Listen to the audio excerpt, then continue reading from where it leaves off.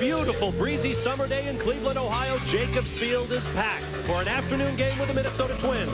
But just a couple of miles away on the shores of Lake Erie, Burt Lakefront Airport is also packed for final qualifying for the CART Grand Prix of Cleveland. A year ago, this car, driven by Alex Zanardi, won from pole in the CART Cleveland Grand Prix.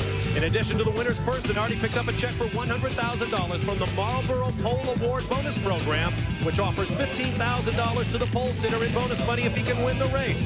Nobody has done that since Zanardi did a year ago here at Cleveland. The bonus is now at a record $265,000, plus the winner's purse would make it a $365,000 weekend for the pole sitter if he can win the race. There is Robbie Gordon, the fastest man on the racetrack right now. Jimmy Vasser, Zanardi's teammate, is the provisional pole sitter. Nobody will win the pole until this final qualifying session is over, and everybody has 365,000 reasons to want to be there.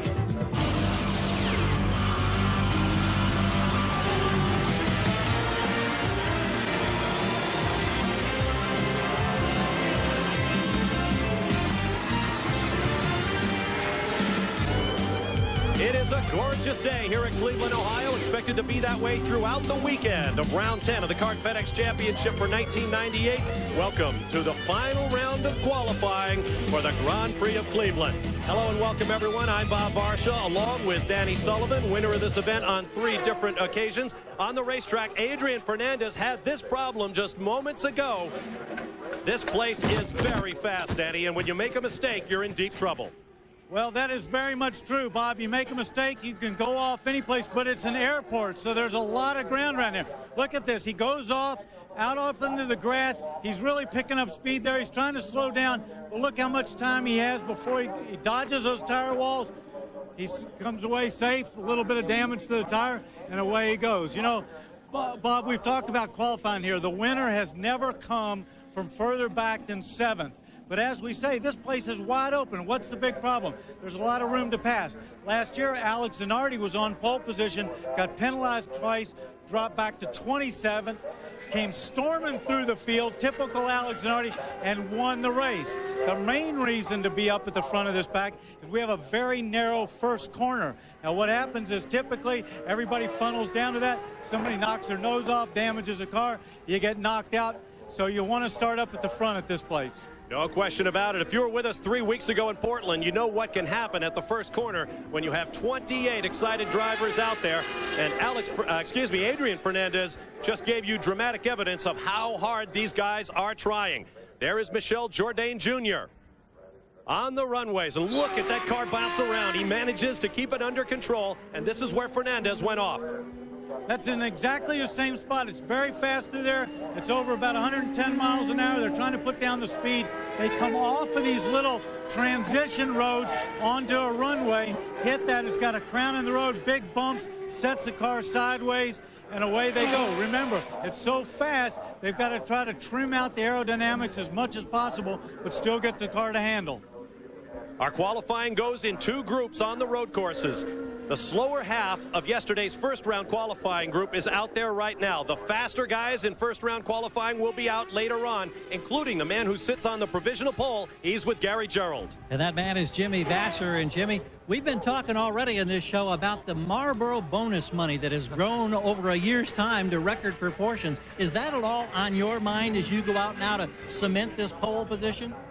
Well, yeah, I mean, absolutely, it's a lot of money, but it's not on my mind so much that it takes away from what I'm doing. I mean, I'm always giving 110%, whether there's Marlboro money or not, and it would be nice if we can sit on pole and have a chance for it tomorrow. I know that there have been concerns about a bit of a graining problem with Firestone tires on this surface at this Burt Lakefront Airport. You feel you've made progress today as opposed to yesterday at this time?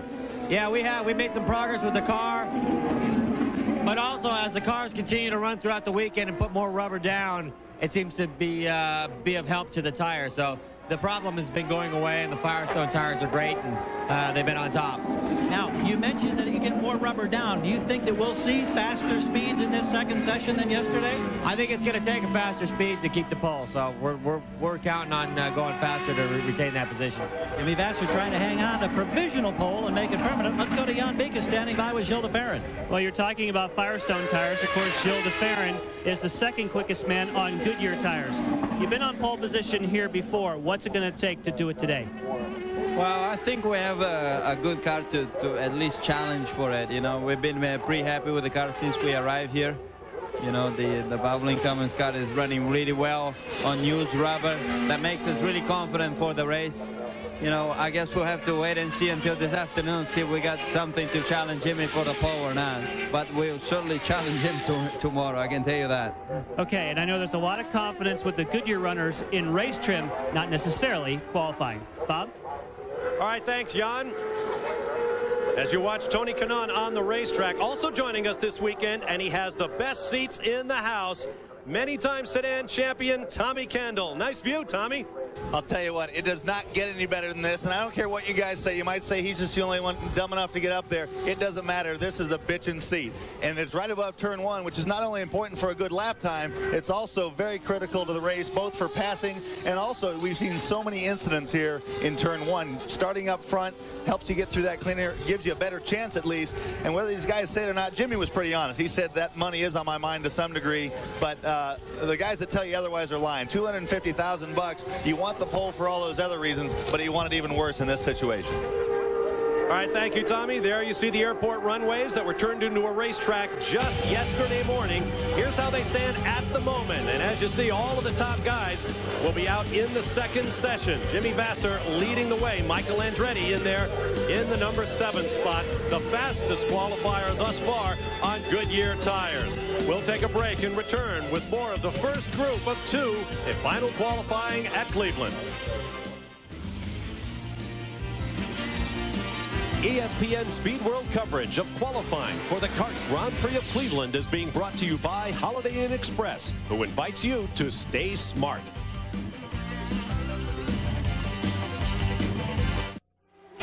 Welcome back to Burke Lakefront Airport in Cleveland, Ohio, as final qualifying continues for round 10 of the CART FedEx Championship for 1998.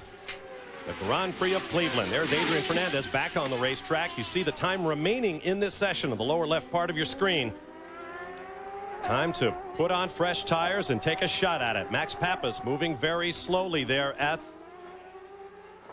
the turn 2 part of the racetrack. There's Al Unser Jr. going slowly. Now, this does not mean that these guys necessarily have problems. They may be just looking for a clean bit of racetrack before they begin their hot laps. Jimmy Vasser, the provisional pole sitter, with a lap of 56.417 seconds in yesterday's first round of qualifying, in which 2 drivers lapped under the existing course record, something over 134 miles an hour in average speed.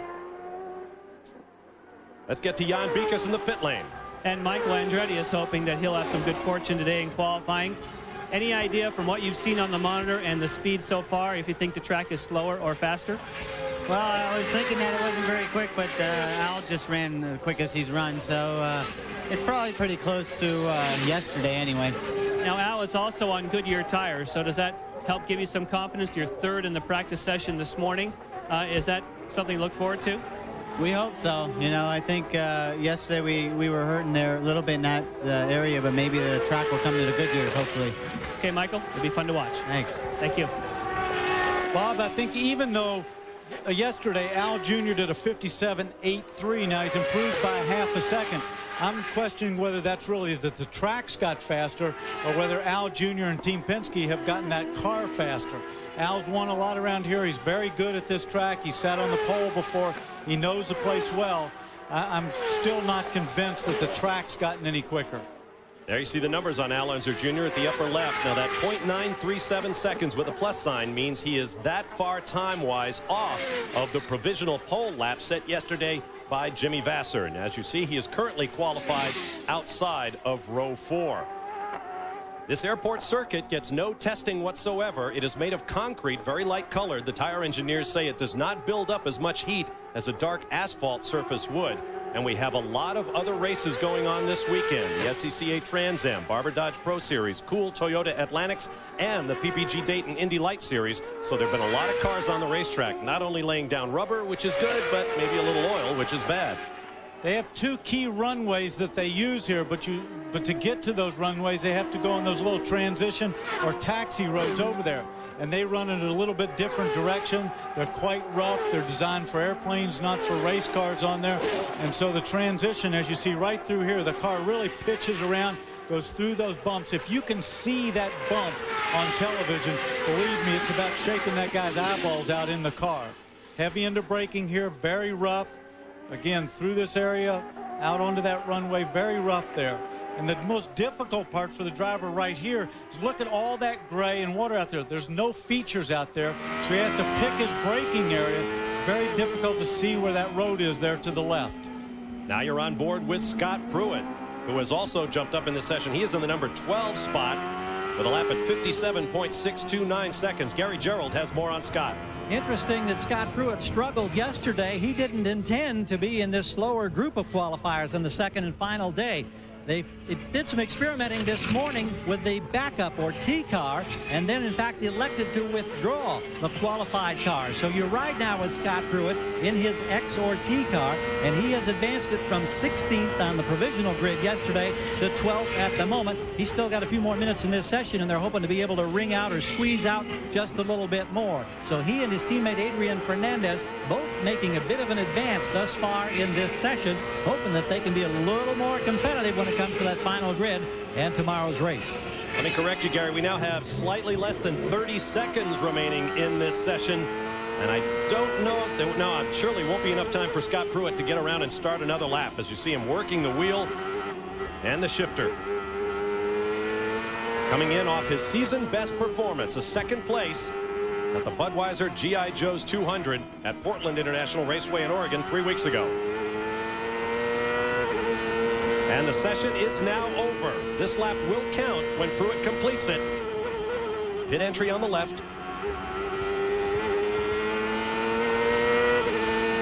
Flag stand coming up on the left. There's the timing shack on the right. Bob, you can see in that shot right there how flat and featureless this track is, and we were way above the driver's head. Now look, can you imagine going down another 2 feet and see there's no reference points out there for him to pick up where anything is. See, it's just all open. Where's the corner? You can't even find the corner out there, and he's going slow. Now look, he turns in. Okay, where's the next corner? You can follow the black on the track. Okay, now he comes out. Look at his vision forward, straight down there like that. Where's the corner? You can't even see. Got some markers along the side here. Turns in. Again, nothing to see. Now imagine doing that then at racing speed with everybody else around you. It's very difficult to figure out where you are sometimes here. And racing speeds touch 183 miles an hour around this place. Certainly more than enough to lift a multi-million-dollar corporate jet off the runways here at Burke Lakefront Airport. Al Unser Jr., Scott Pruitt and company are done. But the fast guys from yesterday's first round will be out in a moment, and we'll have lots of onboard cameras on them. Stay with us.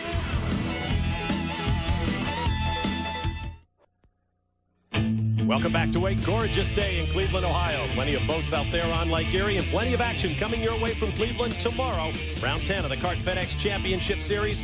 We will be showing Kart today at noon Eastern on ESPN2, followed at 12:30 Eastern, 4 o'clock Pacific, with live flag-to-flag coverage of the Grand Prix of Cleveland. Be sure to join us for that. We are at halftime here in qualifying. The first group is done. The faster qualifiers from yesterday's first round, or in English, the quick guys are coming. Here's how they stand right now. The blue highlight, such as the one under Al Unser Jr.'s number, mean that driver was out there in the first session. A full field of 28. And as you saw, most of the quick guys are already vying among themselves for that pole position that could be worth $365,000 in winnings and bonus money if they can come through and take the race tomorrow. Let's get down to Gary Gerald. And I know Brian Herta is anxious to get into the cockpit, the crew calling for you right now. Have you learned anything in this morning's practice session that may be beneficial in making you go just that little bit quicker so you've got a shot at that big bonus money? I'm not sure. Some of it's going to be the track conditions. Look like the track's pretty similar to the way it was yesterday. Maybe not better, but hopefully not worse. And really this morning we were working on more trying to do some longevity runs, trying to make the tires last, and something's going to help us in the race. And we threw a brand new setup on it for qualifying here to see if we can gun for the pole, but I'm not sure if it's going to be better or worse, so we're going to take a flyer and see what happens. You've been on the pole several times this season. To what extent is that more than $250,000 in bonus money on your mind? It's not really. Not at this point. Once you get the pole, then you can think about it a little bit, but if you don't have the pole, there's no point in thinking about it. And he's about to go out there and chase it right now. Jan Beekes? Well, Alonso Jr. was the fastest driver in session number 1. I know you were hoping you'd be fastest overall, but you got to be happy about that time. We're pretty happy with it. The Marlboro car's coming along pretty good, and we keep making it better and better each weekend. And so this is the first time that we've run as good as we have in the overall scheme of things. And so we're doing our best to sneak up on it. I think maybe during this next session, there'll be a few guys knock us down a few spots, but hopefully it won't end up too bad. You have had some trouble with the gearbox, and this is the toughest circuit on the circuit as far as transmissions go. Is that a concern? It will be for tomorrow's race, sure. We with this developmental car, the gearbox is the trickiest thing out there right now, and with that becomes this development time, and so you really have to take care of things with the gearbox and really be conscious that any little slip will cost you the race. And so we just got to be careful with it, and as long as we're careful, then it'll run all day like it did at Portland. So thanks, Sal. Thank you. And of course the gearbox will be tested severely in the race. Danny? Jan, thank you very much. My big question is, can anybody catch Jimmy Vasser? Now, it's not just that he's on the pole, but he's posted that time that's a half a second quicker than anybody else. And my question is, has the track gotten fast enough for those guys to do that? It's a little bit warmer today. The wind's about the same. It's an earlier time of day. I'm just not convinced the track is there for somebody to go and post a time quicker than Jimmy's. Nobody did it in practice this morning, even when they put new tires on there. The Firestone seemed to have a little bit of an edge on Goodyear in the qualifying runs, but Goodyear seems to have the legs in a race condition in a longer run. So there's a lot of qualifying yet to go. I think Al is going to get moved back a couple of positions, but it's going to be interesting. Tommy? I think you're exactly right. I think the key observation was that Al Jr., they made a big leap forward this morning, and I think most of their gain comes from the car, which is really good news for them tomorrow because some of those guys in front of them might not be as fast. But Jimmy Vasser's got to be feeling pretty good. He's sitting pretty fat right now. I think he's going to go out there, try his best, see if the track's better, see if they made the car any better. But in lieu of that, I think he's looking pretty good. All right, thanks, Tommy. If you see any low-flying aircraft up there, wave them away for us. Brasil rumo al penta. Will Brazil win the World Cup? Mauricio Gugelmin certainly thinks so. He and his teammate Mark Blundell have their best provisional qualifying spots yet this year, and they're about to go out and try to improve them. Here's a busy man this week. Richie Hearn stopped by SeaWorld to visit with the critters, including the star of the show, Shamu. You tell me, does Richie look nervous right here? I would be. Looking for news on racing? Join Racing Reese Davis. Weeknights on ESPN2 for RPM tonight, 7 o'clock Eastern Time, 4 p.m. Pacific. Find out what is up in motorsports. RPM tonight, weeknights on ESPN2. At Burke Lakefront Airport, our second group is now on track, running for the pole and a potential $365,000 payoff. Here are the qualifiers on track. Jimmy Vasser, our provisional pole qualifier, and the man you're looking at right there, Brian Herta, who has been the man in qualifying on road courses. We've run 3 of them thus far this year. He has taken pole in 2 at Long Beach, California, and Portland, Oregon. The only spot he missed was at Detroit on Belle Isle. Taking it right to the edge of the track, kicking up a little dust. Look at that car bounce. Bob, I'm telling you, if you can see a car bouncing on your screen and moving around that much inside the cockpit, it is just beating that guy up like you can't believe. This place is very physical. Now look at Michael Andretti, not just his head, watch his hands, how much the car is moving here. Goes down under braking there. These cars do not have power steering. He's having to do that physically, move those big fat tires, packed in there, shoulders side to side in the car. Look at him. Scared you, didn't it? Came right out to the wall there, thought he was going to make contact. Watch his head go down when he goes under braking a little bit in here. Fortunately, they moved back a wall that would have been on the right side of your screen in previous years, giving the drivers a little more confidence through that final corner, a little bit more speed. Michael Andretti completes his third lap of this session at 57.545 seconds.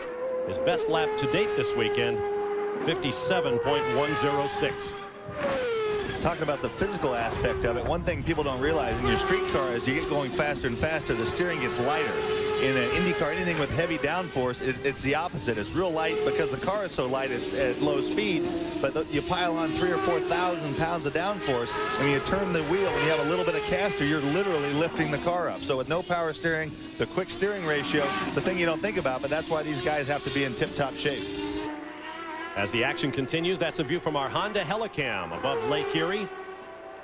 Michael Andretti continues on his way. Let's get down to the pit lane and hear from Ganassi team manager Tom Anderson with Gary Gerold. Bob, right now, Jimmy Vasser, you can see just sitting in the cockpit, helmets on, buckled in, waiting. Tom Anderson here on the wall. Tom, how long do you, well, now the engine comes to life. You've obviously just made a decision here. Gary, we're just saving the tires a little bit. The car's a little bit loose whenever it's low on fuel, and we feel like when we run a full tank of fuel, then we'll have the right kind of balance that we want for race day. But we do have to run these tires tomorrow in the race, and we want to take care of them when they're on the real light load like we are during qualifying. And like I say, we're just a little bit loose in this configuration, and we just want to really protect those tires. From what you've seen thus far, do you get any feel for if the track has gained speed or is better than it was yesterday during qualifying? I think it's a little bit better with the rubber down. It's not as hot today as I would have liked to have seen it, but you know, Vasser put together what I would call a perfect lap yesterday, and sometimes those have a way of sticking on Friday. We'll see if he can improve on perfection. Thank you, Tom Anderson. Bob, one of the reasons that he said that he'd like to have seen it hotter today is I think that Firestone tire works better. It's hotter and gives them a little bit more of an advantage over the Goodyear. When it's a little cooler, they have more of a problem. There are the two teammates nose to tail. 96 and 97 champions. Now Vasser slows. Lets Alex Zanardi come flashing past. Zanardi looking for his third straight victory in this championship. Right now he has a 38-point lead over his nearest rival, Greg Moore, who scored no points at all in our most previous race at Portland after fomenting a huge crash at the first turn of the first lap. I don't think we're going to see much of a threat out of Greg Moore. We were down to his motorhome earlier. He's very sick. Actually went to the hotel and laid down between sessions. He's only going to do a limited number of laps today just to get out there and put in a qualifying run, but doesn't want to overdo it, save his strength for tomorrow, because he is going to need it around this place, and especially to keep his chances in this championship alive, he needs a great performance tomorrow.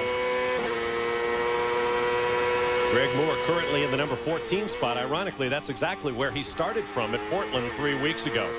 Now, Tom Anderson mentioned that these cars get loose when they're light on fuel. We saw what can happen early in the program when Adrian Fernandez went flying off down in turn 7. To Jan Bikas. Gilles de Ferran is getting ready to make a spring change on the front of the car, and that's a fairly drastic change to make during qualifying. But to cap the tire story is that because it is now a 100-lap race as opposed to 90, it'll now be a 3-stop race, meaning you'd like to have 3 fresh sets of tires for the race. You're only allowed to use 7 sets of tires on a race weekend. So therefore, teams will spend a little more time here today on pit road making changes because they have to look after the tires that they have. touching on Greg Moore's situation, you know, I'm sure, Danny, you've been in the same situation where you're forced to drive and you're not feeling well. It's one of the few jobs people say, well, you know, do you have to drive?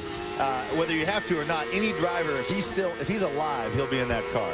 And you have to expect that he won't be up to his standards, but there's no way he's not going to be out there. So it's a matter of conserving. Most people have a bad day, they just call in sick, but that doesn't happen in this biz. There is Greg Moore, who has completed a couple of laps. He remains in the number 14 spot. We'll see if he comes out, jump back into the battle for pole position at the CART Grand Prix of Cleveland. Stand by, plenty more still to come.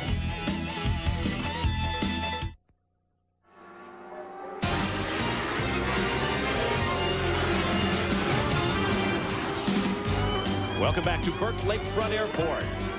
Final qualifying continues for the CART Grand Prix of Cleveland. Good view of the grandstands in the pit area.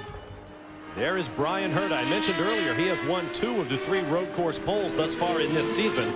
Going back to last year, he is 4 for 7 on temporary circuits and permanent road courses. He is very quick for a single lap, but still looking for his first career victory in the series.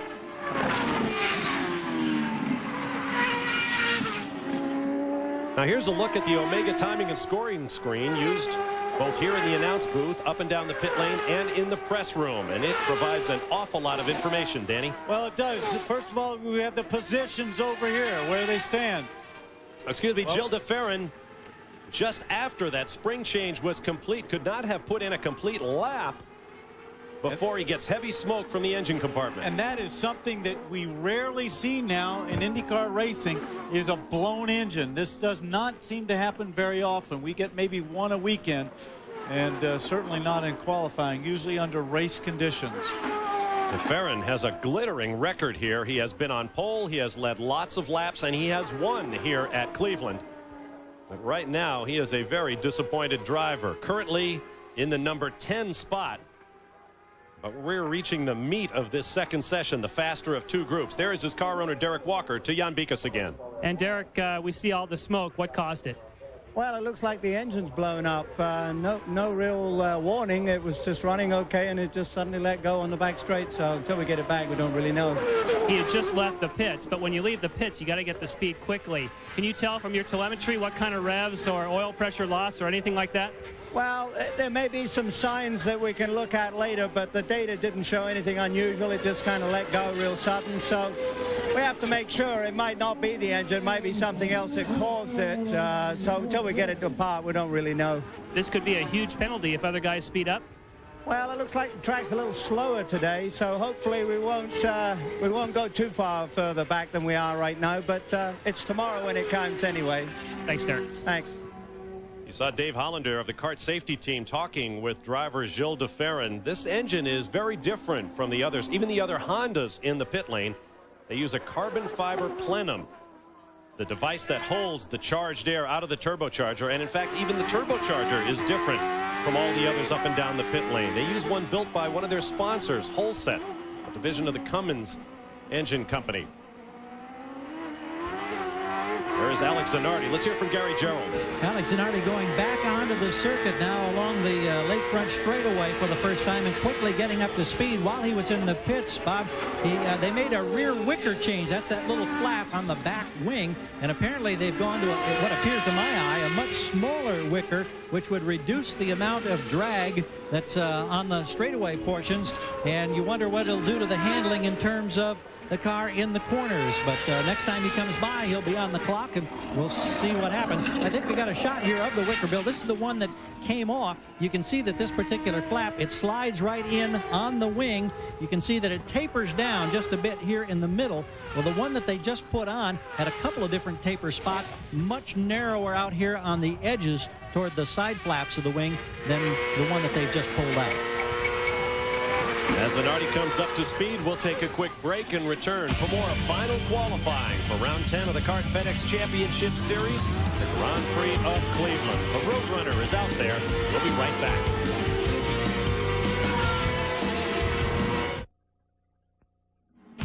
Welcome back to Cleveland. Great racing coming your way next Saturday and Sunday on ESPN. First, the NASCAR Craftsman Truck Series, the No Fear Challenge from the California Speedway, 4 p.m. Eastern Time, 1 p.m. Pacific. That's on Saturday. And then on Sunday, the NASCAR Busch Grand National Series, Kenwood 300, also from the 2-mile oval, known as the California Speedway, 4 p.m. Eastern, 1 p.m. Pacific, Sunday, also on ESPN.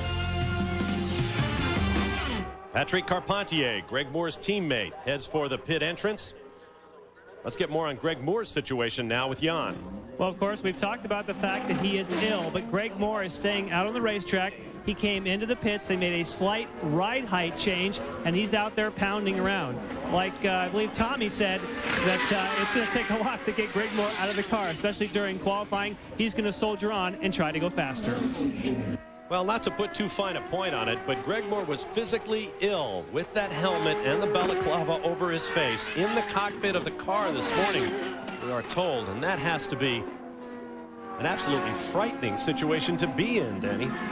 It's a terrible situation to be in, but as Tommy mentioned, you've got to put all that behind you. You've got to go out and try to do the best job, and the best therapy that I can ever think of is a very fast lap around this place. And put that thing up in the front couple of rows and enjoy it and go home and get a good night's rest and come back to do battle. Well, nobody has bumped him yet. He is still in the number 14 spot, still protecting his position. Gary Gerald. Brian Hurta's team going to work here. The man who started this day provisionally on the front row next to Jimmy Vasser. You can see that they're making changes at the rear of the car. They have changed the springs, making adjustments to the shocks. This is a pretty significant change of the setup on this particular machine that we expect will be back out there very shortly. Well, that's interesting. Danny, are you surprised to see all these spring changes going on? It seems pretty drastic. It is drastic, but if the track is not faster right now, this is a very good indication of race conditions. It's about the same time that they'll be racing tomorrow. Let's go ahead and use it as a bit of a practice session. Let's try to get the balance in that car and see if we can work on it. If the track's not quicker, there's nothing you can do about yesterday's time. Through the haze on a roughly 84-degree day, Michael Andretti comes flashing to the last right left-hand jink and onto the front straightaway here at Cleveland. Now let's get back to that timing screen, Danny. Well, again, we've got the positions on the far left of the screen right down there. First, second, third through there. Obviously, the number of the car, then the driver's name. And then what we do is here's his fastest time right there. That's what he's sitting on the pole. He's the quickest. We go along. This will be his last lap time. Whatever he did out on the track, the last lap. His best lap was lap number 4. His next lap, it was actually on 4. That shows green up here, that the track's actually green. And the best lap speed, 131.14 or 415. And then over here in the corner is whether he's in the pits or out onto the track. And of course the Omega timing up here in the left part of your screen, right up there, shows how much time has run in this session. And right over here is how much remains in this session. It's good stuff to watch. There's not much action because the track is slower, but you'll see the driver's name. You see Michael Andretti in gray. That means he just flashed past the stripe. But in a session where the track is quicker, at the end of the session when everyone puts on their tires, if someone improves their time, that will come up in blue, and as you see Jimmy Vasser in red. And you see all down the pit lane, there's these $1 million machines out on the track. Everybody is gathered around the timing stand looking at these monitors. Dario Franchitti is the only guy that's been running quick today, 57.1. That's not going to move him up any, but he's been consistently quicker than anybody else. Al Unser Jr.'s time is starting to look pretty good from that first group, too. Tommy, one thing that we all look at on those monitors, as you know, as a driver, team members, everybody focuses around that monitor to watch what's going on. And sometimes you can have the cars, every time they come across the line, it changes and they move from position. You have one guy on the pole, and 30 seconds later, he's in 5th spot. Unfortunately, today, we can't show you that because it appears like the track seems to be a little slower today than yesterday. Yeah, we're hoping to bring that back. Now, here's a replay of Mark Blundell. Oh, boy, he has been across this stretch of ground. Same position that Adrian Fernandez spun off. If you get it early enough in the spin, you've got a lot of ground over there. Look at the flat spots on his tires, though. That means that set of tires is shot, and they will junk those tires. That is not the first time Mark Blundell has been off there. As you ride with Richie Hearn, he has had a busy weekend. You saw him at SeaWorld here at Cleveland. earlier in the program. He also threw out the first pitch at the Indians-Twins game last night. He actually took some BP on Friday. Good to see him back in the race car. This guy has made a habit of charging through the field in the races. He's done it 4 times by my count this year, starting well back in the field, charging up, even running into the top 10. So he and the Budweiser car are coming along. It makes it look, when I'm watching this picture, that he looks so relaxed in the car, driving down there. Okay, the road's a little bit bumpy. Believe me, inside, he's working very hard physically. His adrenaline is pumping. He's trying to get the most out of this car. It just doesn't appear so when you look at that because his head looks so steady. The only Swift with Ford Cosworth power and Firestone tires in the field for Della Penna Racing. Jimmy Vasser still out front. Brian Herta alongside. There you see the rest of the top 14. Stay with us.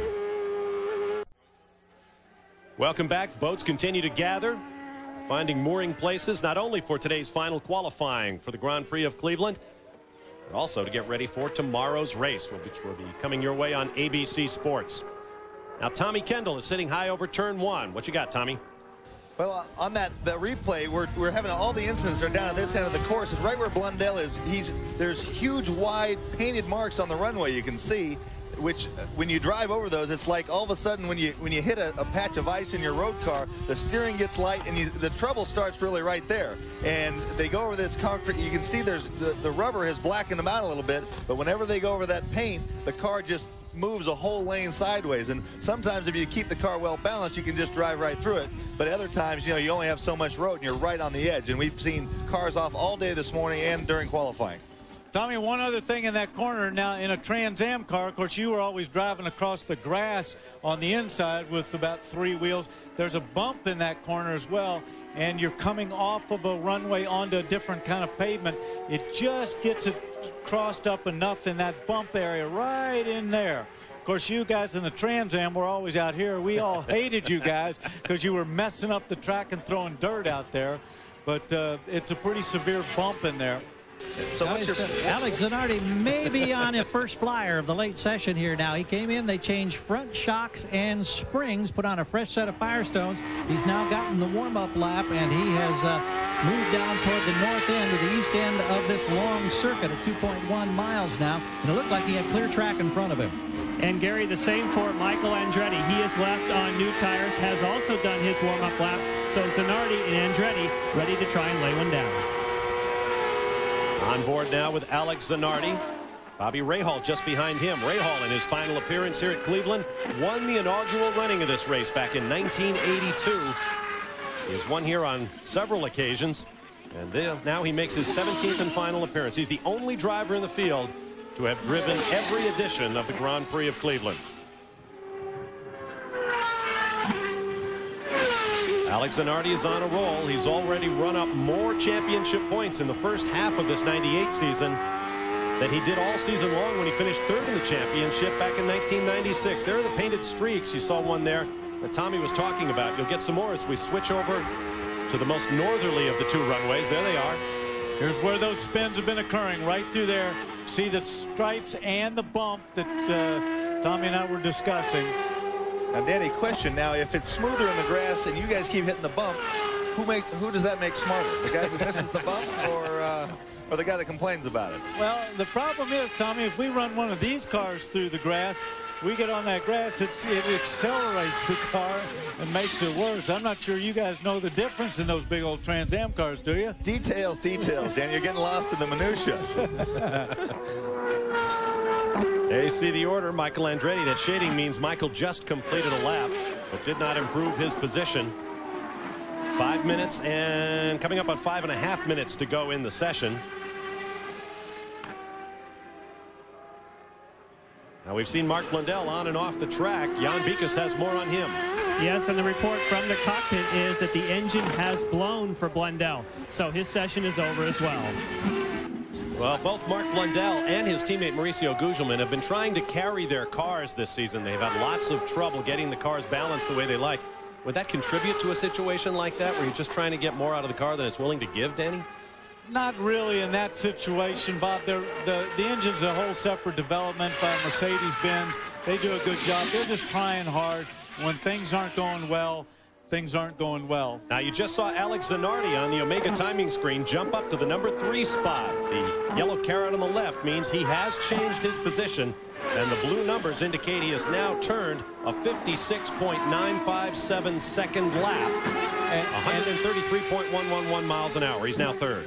And putting that into perspective, he did a 57.032 yesterday, so it's just a little bit quicker, but he's obviously working it hard. Yeah, I mean, I love watching these guys during qualifying. I mean, the Herta also comes in much slower, but I love watching these guys. You saw Alex right out to the white line, almost in the grass. We already talked about how the grip is lower on the paint, but he doesn't care about that. He's chasing that 250 grand. He doesn't want to hear the track slower. He's spilling his bucket. This is just killer to watch. And his teammate Bobby Rahal, I believe, is one of the few drivers who's been able to find speed today. He's picked up, I believe, 3 spots to about P11, and he's picked up about 0.4 of a second. Let me interrupt you there, Gary. Alex Zanardi has moved once again, now up into the 2nd spot. Michael Andretti at the number 6 spot has improved his time, but did not move up, I don't believe. No, he was at 6th before that at 57.044. Zanardi up to 56.887, but still a little over 0.4 of a second away from his teammate Jimmy Vasser. Will they start side by side as teammates on the front row here at Cleveland? We'll find out shortly.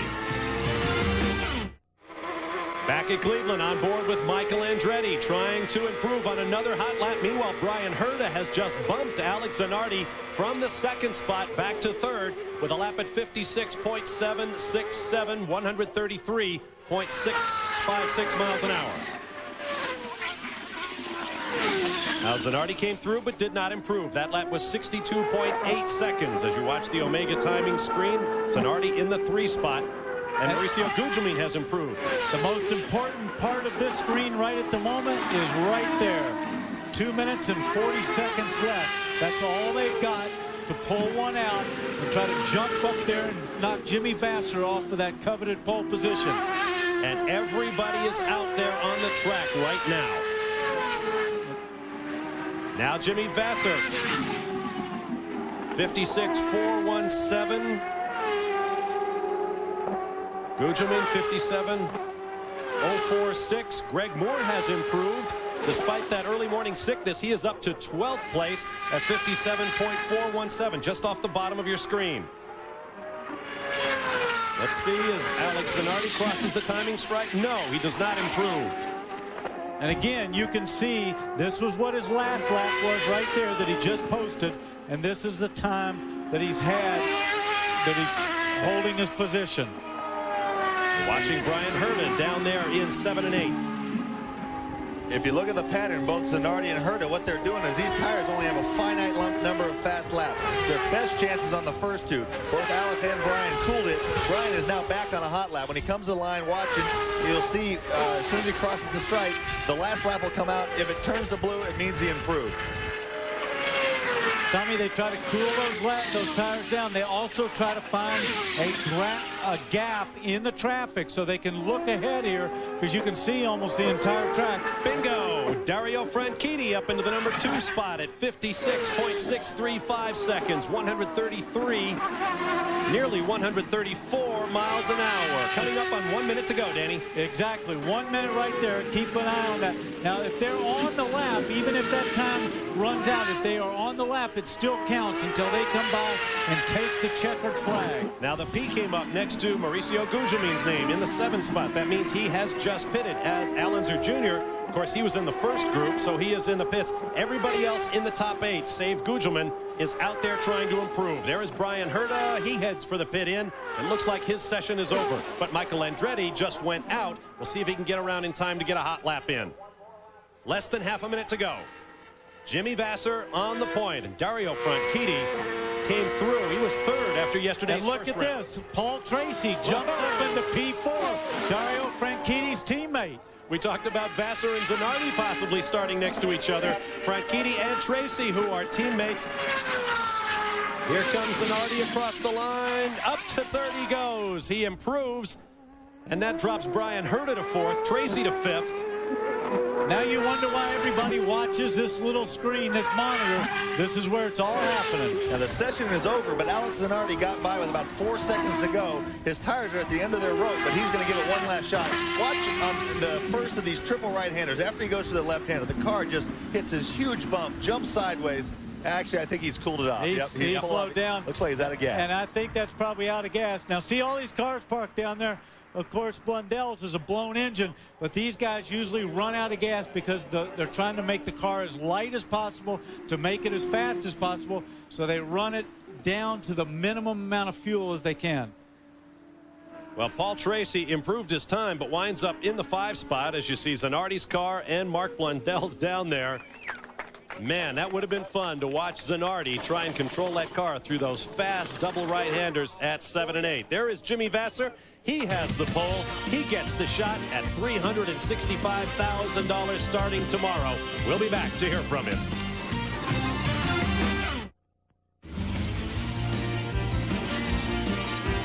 ESPN Speed World coverage of qualifying for the CART Grand Prix of Cleveland is being brought to you by Goodyear, innovators of run-flat technology.